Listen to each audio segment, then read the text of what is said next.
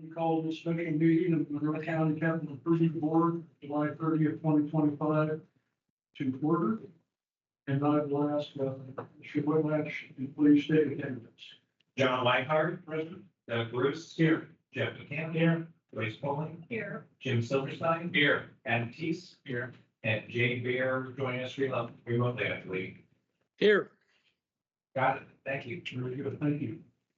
Item number 2 is approval of consent agenda. It says claims, and I believe we only have one, is that correct? Yes.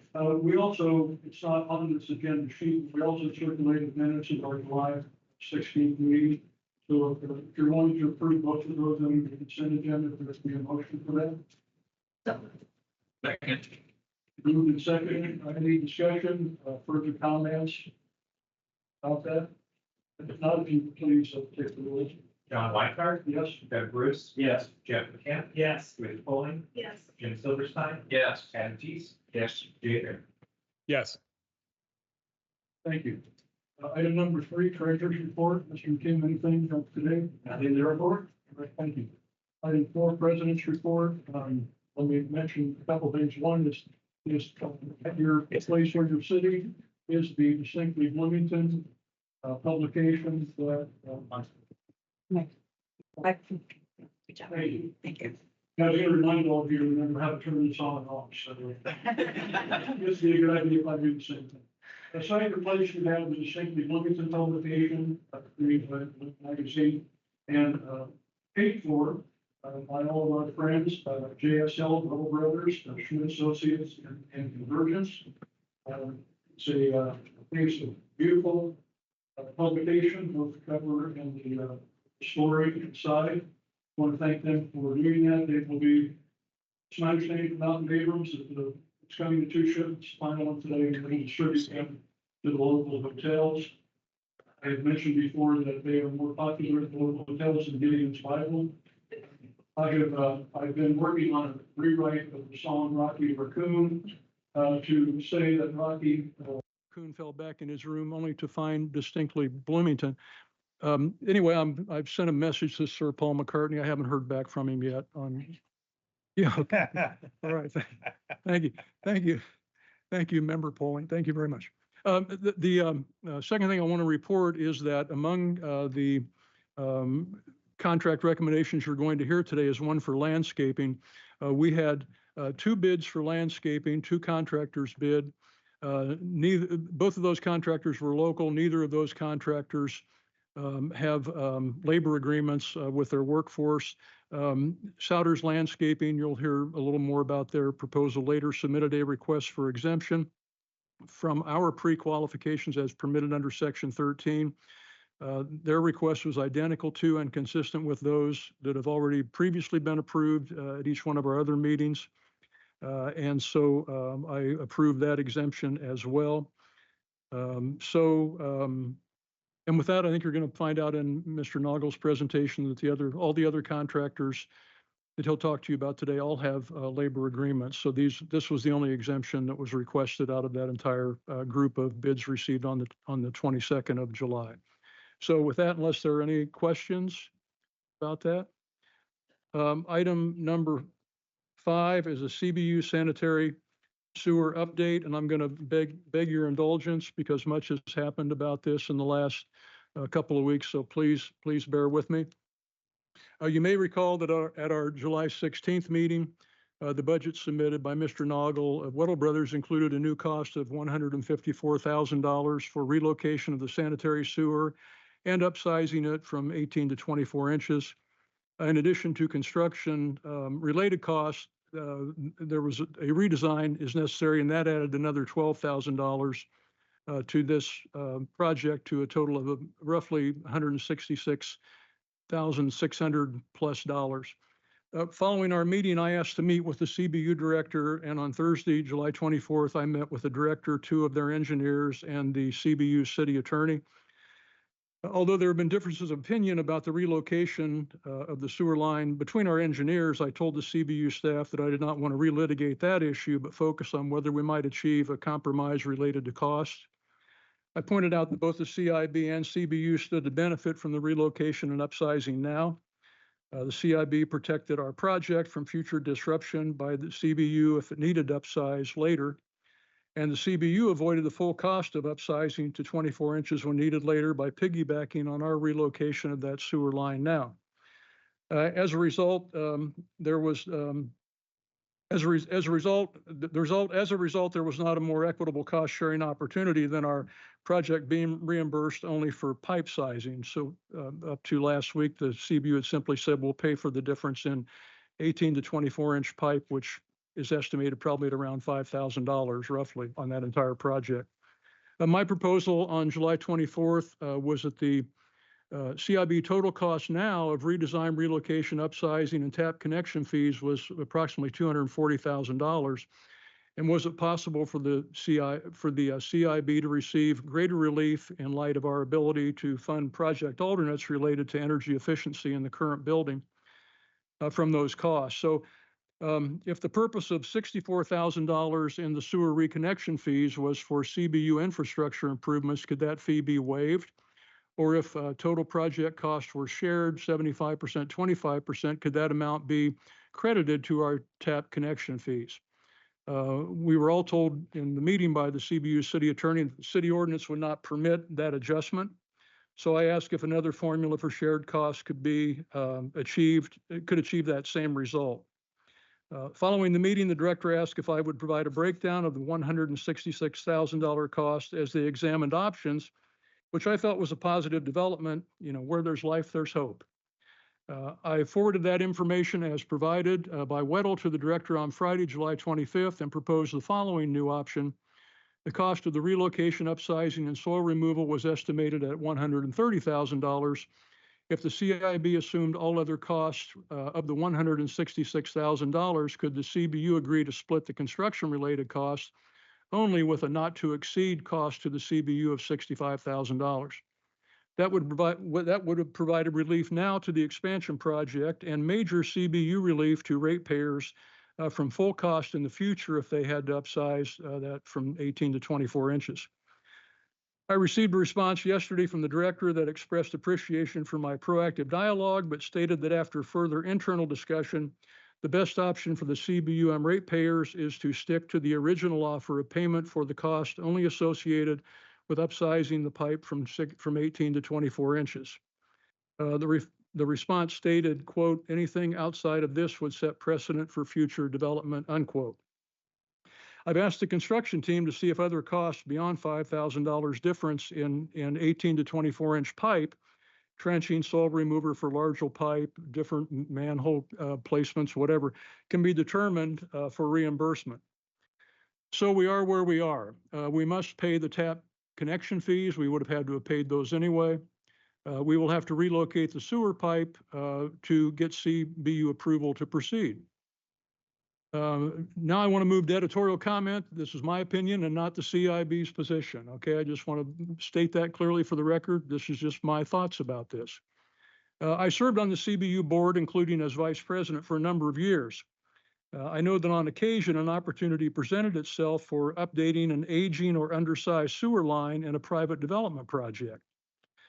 Unlike a private developer, our project is not one where we can increase our budget or pass our costs along. A convention center does not make a profit. It generates economic benefit to the community and new revenues spent in local restaurants, hotels, bars, gallery shops, a new job creation. New cost to us will result in either cuts or our inability to fully fund our project alternates. Both the CIB and CBU benefit from the relocation and upsizing now. We avoid future serious disruption. They avoid full cost of future upsizing. I will conclude my update by observing that a rationale of, quote, anything outside of its original offer would set a precedent for future development may be a precedent worth review by the CBU at some future date. A new precedent for, quote, sharing the expense of an infrastructure improvement now may save the ratepayers full and potentially higher expense later. May be worthy of further consideration as good public policy. So that concludes my update on the request for relief on the, not just the relocation, but the upgrade of the sewer from 18 to 24 inches. Happy to answer any questions if you have them. Item number 6, excuse me, approval to pay CBU tap and connection fees, JS Hill.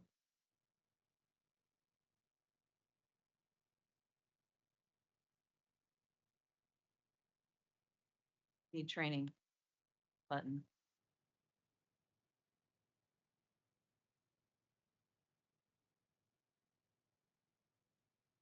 So tap and connection fees are a part of or they're part of any project where you're literally tapping into utilities. This is not new, happens all the time. What's important here is we want to make sure that the moment that these can be paid, that we can pay them so that the release of that material can happen through CBU. So what we are asking you to do is to approve these standard fees that come to us through CBU. It is a formula through them, and knowing that when they do come to us, we can pay them right away because we already have prior approval of the CIB.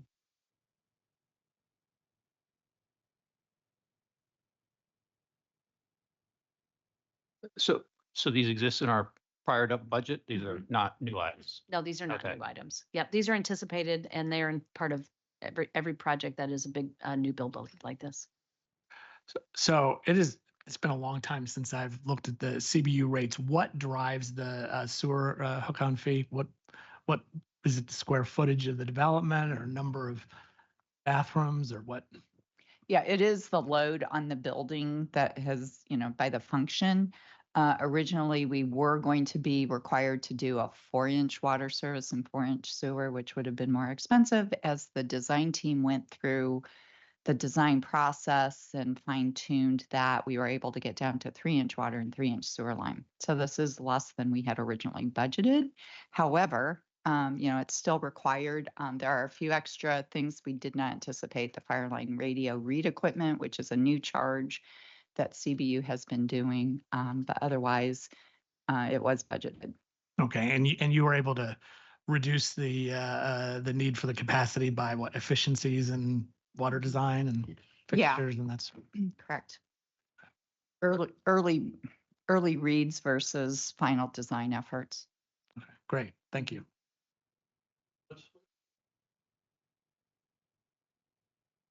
Let's get a motion first to approve the CBU tap and connection fees, and then we can continue with the discussion or any questions. So we approve the payment of CBU. Okay, so Mr. McKim has moved it. We have a second. Mr. Dees has seconded it, returning to us from afar.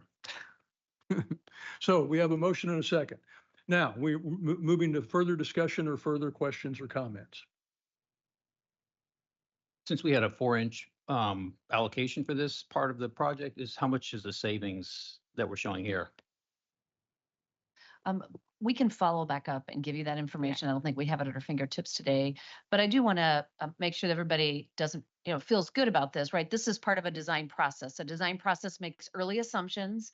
We never want to be short on the early assumptions. And so just through the normal parts of the process, really the final determination about the number of people we're going to have the building, the number of sinks, the number of bathrooms, right? All of those things figure into that. But we will be happy to follow up with the details of what the 4-inch versus 3 inches. But it is a formula that they use. It's pretty standard at CBU. So. Any other questions, discussion, comments? Seeing and hearing none, Mr. Whitlatch? John Weikart, Yes. Doug Bruce, Yes. Jeff McKim, Yes. Joyce Poling, Yes. Jim Silverstein, Yes. Adam Teese, Yes. Jay Bear. Yes.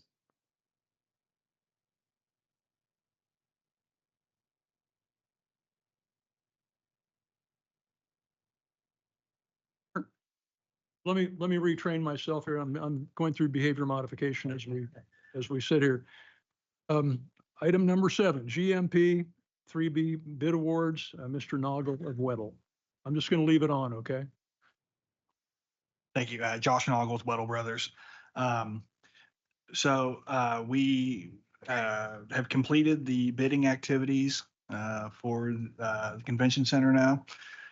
So through GMP 3B, I just want to, as I've done in the past, give a summary of the bids received. We had 6 packages that were bid, and I'll give a little bit of commentary here. So If you notice, so we have our base bid amount and then a bond amount, and then there's a column that says post bid adjustment. And there's a couple numbers in there throughout the trade. So with the landscape, as we did our post bid reviews with each of these bidders, we go through scope, we make sure they have everything included in the project. Souders Landscaping did not include a bond. They wrote NA, which for us, we asked, well, why would you, they didn't write zero, they didn't write no bid, they just wrote NA. So as we reviewed that with them, they gave us a cost post bid and inconsistency of bonding all the other prime bidders on the project. We've added that amount to their base bid amount. So the total there for 106,444 includes their bond amount. Weddle Brothers was the low bidder on the site concrete package. Hagerman is the low bidder on the masonry combo package. And Weddle is also the low bidder on the general trades package. HFI is our mechanical contractor. All those packages had no adjustments as we went through the scope. And so when we get down to fire protection, so if you notice both bidders have an adjustment in their number. So as we reviewed scope, they both had things that were either missing from their scope or they did not have a complete understanding. Some of the work relating to what happens here in the existing center. But so as we worked through those things, we allowed some adjustments to ensure, number one, we had the complete scope bought before we went to GMP. But one adjustment we did make in the design, the original design documents called for the event space to have a light hazard occupancy, which is what you would have in office spaces. Non-combustible spaces, basically. That's the designator that we really focused on to raise that to a ordinary hazard occupancy, which would then allow you to have, if you had automobiles or fire trucks or whatever you wanted to show in that event space, which was confirmed to be one of the objectives of some of the events that we would want to have in this center. So we essentially had a change in the design post bid. We reviewed it with Eddie and with the Schmidt team and with IMEG, and had understanding of what that adjustment would bring to the budget. So that cost is all captured in the recommended award number for the sprinkler package. So is there any, like I said, any questions so far with that, with those numbers? Yeah, so on the fire protection, did the post bid adjustments were from the bidders after they got a full understanding of the revised scope? Correct. Yes, those are numbers that they would be written a contract for. Okay. Yes. So as a summary at the bottom, so our estimated budget for these packages was $18,988,000, and the final value that we're recommending award for that work is $18,907,000. So we're very, very close to what we budgeted for that scope of work. So as I go to the next slide, so I've given you a handout of this chart here with all the numbers on it. So if you want to follow along one way or another, but this is a summary of the Amendment 5, what we are asking we're requesting award of, which includes starting at the top. So GMP 1 and 2 reconciliation that we had information. It's mostly related to miscellaneous metals that the design could not be finished earlier until the final architectural documents were done. So we've already bid those packages. We had to go back and ask those contractors to basically catch up with the final design documents. So there's an adjustment there. Like I said, most of that is in the miscellaneous metal scope of work. And we also have where we captured all the costs of the excavated material spoils that would have to go to Medora for what we originally thought was the soil management plan. And so we ask the contractors to break those amounts out in their bid. So what we're doing now is showing that as a credit to the project because that money is being carried somewhere else on the owner's budget. So, once we get beyond that, we have our 6 bids that we received for the bid packages and then allowances and contingencies. So winter conditions, we have identified for site concrete and masonry trades that may require temporary heating or additives to the concrete. That's what those allowances would be used for. And once again, as long with the contingency, anything that's unused at the end gets returned to the owner in this case. Liability, insurance, bonds, fee, all the calculations that are done off those subtotals totals up to $20,610,741 for GMP 3B. Below that, we have a list of alternates, and there are 5 alternates, and they are all related to work in the expansion.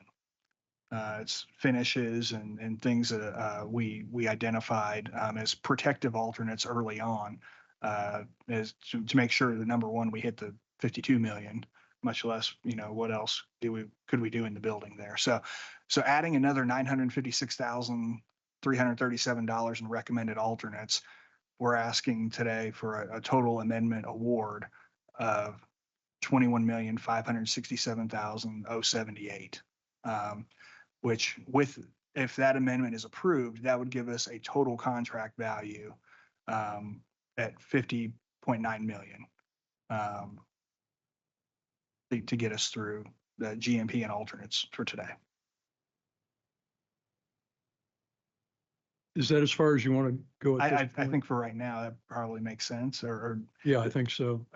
So let's see if we can get a motion to approve this award, and then we can have questions, discussion, comments. So is there a motion to approve? So moved. Second. Okay, we'll have Joyce motion and Jeff McKim's second. So now let's open the floor for questions or discussion. I'd like to make a comment just before that the alternates that are listed there, I think you're going to see it on another slide. We had 11 alternates for the project. 5 of them were for new construction. 6 of them were for the current building. We've discussed over the length of the project that our priority was the new construction alternates because we only get one shot at this expansion project. So what you're seeing reflected there is that all 5 of the alternates that we had on the list for the new construction are within this budget. And yet we are we are still within the $52 million construction budget that we have. So having said that, let me ask if there are questions, discussion, Mr. Teese? Questions for J.S. Held about our contract with Weddles. This is the awkward part of my questioning. Did our contract have any stipulation for number of bidders we would receive per package? It did not have a minimum requirement. Ultimately, we would have liked to see more bidders per package, particularly on the general trades where they're self-performing. A little competition of our own contractor would have been nice. But, I think we're in a generally alignment with our estimate, but we would have liked to see the general reality of the marketplace is you want to see 3 bidders because that's driving a higher competition. You're not going to see that in mechanical in Bloomington. There are really only 2 players. So you got the 2 players here. But I just wanted to know the facts of what we were contractually obligated to request. So thank you. And if I may, you may recall that we accepted bids for all of this work, I forget, earlier in July. And where we only had a single bidder, we reopened the bids to see if we could get additional bidders for the project work. And so that's why we're to this sort of second look at these bids when we extended that to July 22nd. So there was certainly an attempt to see if we could solicit additional bidders on the project, especially where we only had one bid. Yeah, I want to make sure it's clear. My comments aren't about Weddle negatively. It's about what our contract required. So understand. Thank you. Any other questions, comments, discussion? Yeah, Mr. McKim. So, so what is that? So that leaves us about $1 million under the 52 million, it looks like. What does that, what are we able, is that for alternates for the existing building? Is that essentially what we can use that money for? Yes, and I think if I may, if I may answer a question you've asked to somebody else, what it gives us the opportunity to do is if we approve these alternates today, which I think Schmidt will tell us they need to know this information today for what they need to do moving forward, it gives us the opportunity clear into August and I believe even September to come back and review those other 6 alternates to see with this, if we continue to see a balance of, a little over $1 million, what we can afford out of those alternates for the current building. After this approval, we do have a slide that will Yeah. go through that process. Okay. Can I ask why there's a negative value with the RGB exterior column lights? Yes, actually, the base fixtures that were specified were actually more expensive than the alternate fixtures. We went through that and made sure with because all the bidders had a deduct for that. So they just had a better price on the fixtures and the alternate. Yeah.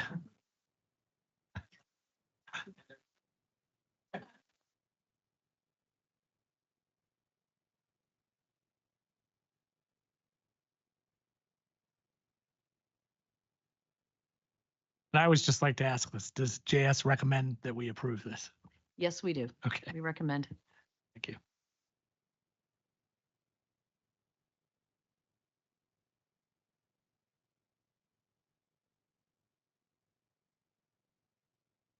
Never mind.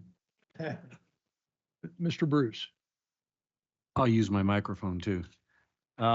So, and this number that we have right now, this 50, this is just maybe more for the public as well. This 50,928,000 total includes just over $1 million of the construction contingency still. If I'm reading this right, that where there's. No, it's more than that because the other What- packages have that in. Okay, so that's what I wanted to see where that number is, because of course, we're always going to come across something that's unknown Correct. or a change, so. Within the 50.9 million, we have about 2.4 million in Okay. total contingency. This is just the contingency it's applicable For to 3B. the cost for 3B. Okay. Yes. Okay, thank you. And just as a reminder, there's 2.4 million within the construction contract, and then we have additional monies. We have another contingency in the soft costs outside of that for owner's contingency. So in your experience, is that a normal contingency buffer that Oh, we have built yes. into this? Mhm. Okay. If anything, I think we're doing great when you look at both of them together. We actually have more than you would typically have going into construction. So not that we'll find anything underground at this site, I'm sure.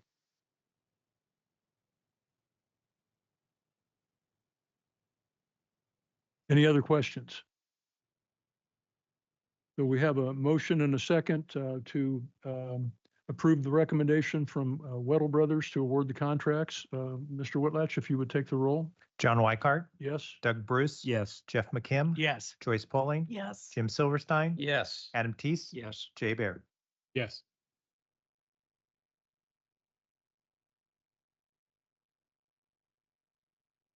Thank you very much. And let me comment that, offer my congratulations and an acknowledgement of the hard work that's gone into all of this by the design and construction team that we're looking at this project at this point. We're under our $52 million construction budget, and I want to thank and compliment all of you for the effort.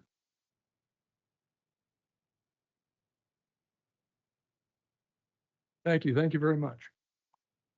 So I do have 2 more slides to. Yeah, oh, yeah, sure, go ahead. So, and this. Go ahead, It's I've got- anticlimactic after this As point. long as I've got my, yeah, Uh, whatever, you know what, I'll say that again in a few moments. then. Okay.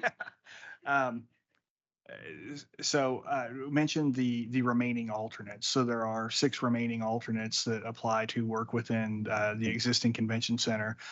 So description of the work, the value of it, and then the column on the right, the expires column. That's basically, but the bid documents, we hold the pricing for 90 days on alternates. So we would have until these dates to make a decision to incorporate the work into the project.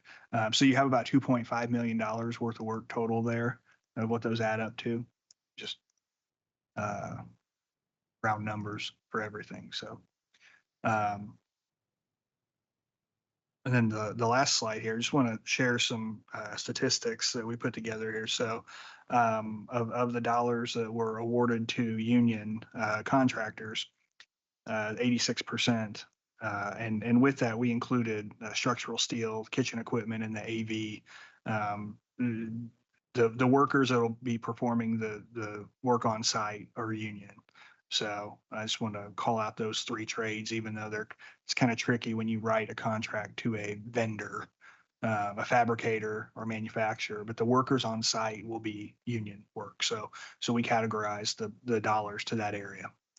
And then local participation, so 64% local participation for the dollars spent versus 36% to regional contractors, which regional pretty much means Indianapolis in this case. They're not much further than that area. So the local contractors included, we do have 8. I did list them out here for your knowledge, just to recap that. So just want to share that, and that's all I have for today. Josh, correct me if I'm mistaken, but of those local contractors, with the exception of Souders Landscaping, those are all union contractors? Goodman is open shop as well. Okay. So just those 2, but Yeah. and Steve's Roofing, sorry. So Okay. it's about half of that list Okay. is of the local contractors or union. But if our intent was to try to show some support for our local contractors who have labor agreements, I think these numbers certainly reflect that, as well as the awards reflect that. So your previous slide on the alternates for the current building, I just wanted to make one comment. I asked Josh just to put them in order of cost, so they're not up there in any order of priority. They're just up there to show you what's left and how much each of them costs from lowest to highest. Okay, thank you. Anything else, Josh, before I thank you again? No. Okay. I agree. It's been a great process between Weddle and Schmidt and this board and JS Held. So it's for as much effort that went into it, I would argue it was very smooth in the process. So it's much appreciated on our side. Yeah. Mr. Teese. I just ask that as we go back through our regular monthly meetings, we have this topic of the alternates every month. I'd like that to be on the, because there's a calculus that will always play out now around where our risk model is related to really digging in the ground. Once we're through the ground, we'll have a better risk model, but it would be good to always revisit, because several of those expiration dates will come quickly and we will want to know none of those prices will go down. Yeah. Okay. Thank you. Any other questions or comments or observations before we move on? All right. Item number 8, comments from board members. I want to defer to Mr. Whitlatch for a comment, if I may.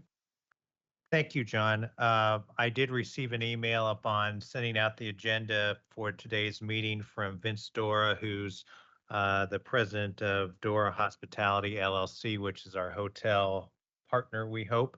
And he just wanted to indicate that he was just getting back from vacation and he is working on getting the hotel piece moving along. He indicated to me in his email that the city has their proposal and that he's hoping that the city gives him some time to meet in the near future so that they can finalize that proposal. And indicated in closing that he just wanted to reach out and let us know where he was. He would not be able to be here today in person, but that he is, and I believe he is on the meeting. I see him on the meeting and he is listening in. So Vince, we're hoping for good news. And just for clarification, when you said the city has their proposal, you mean Dora's proposal? Correct. It appears to me from reading it that it's a proposal from Dora to To the the city. city. Okay, thank you. Vince, you don't have to comment. You're welcome to if you want to, but you do not have to. And I want to recognize, before I forget, Sydney Zulik is here from the City Council. Appreciate that. Jim Dorian from the downtown Bloomington is here. Vince joined us virtually, and I see Mike McAfee from Visit Bloomington. Thank all of you for being here today. Any other comments from board members or any comments from board members? Yes, Mr. McKim. It's more of a question. I was, and I don't mean to put Mr. Underwood on the spot, but just wondered where we are with respect to the budgeting process for the city, with the city. The city is going to hold their initial hearings in August. We're scheduled for August the 20th.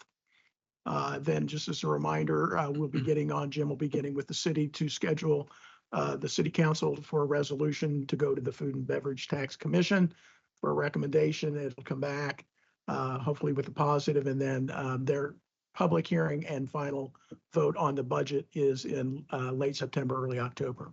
Okay, but August 20th is the work session for. That's correct. us. Okay, That's night we'll present. thank you. Any other comments from board members? All right, next item is comments from the public. Anyone from the public care to make a comment? You have up to 2 minutes if you would like to do so.